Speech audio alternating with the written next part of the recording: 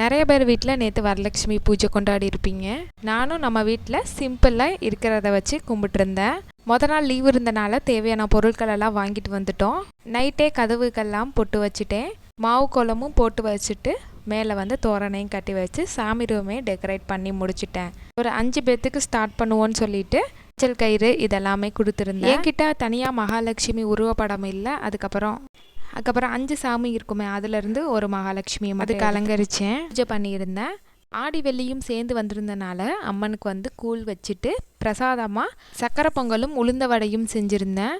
ஃபைனலாக எல்லா வேலையும் முடிச்சுட்டு விளக்கேற்றி வச்சுட்டு சாமியும் சூப்பராக கும்பிட்டாச்சு. நம்ம வீட்டில் எப்படி சாமி கும்பிட்டேன் அப்படின்றத டீட்டெயிலில் நான் லாங் வீடியோவில் ஷேர் பண்ணுறேன். பெரிய லெவலில் இல்லைனாலும் சிம்பிளாக எனக்கு திருப்தியாக இருந்த மாதிரி கும்பிட்டுருந்தேன். லஞ்சுக்கு சூடான சாதம், அதுக்கப்புறமா வெண்டைக்காய் ஃப்ரையும் அவரைக்காய் போட்ட சாம்பாரும் தான் அன்றைக்கி பண்ணியிருந்தேன். அப்புறம் காலையில் பண்ண உளுந்த வடை இருந்துச்சு, அதை வச்சு சூப்பராக சாப்பிட்டாச்சு.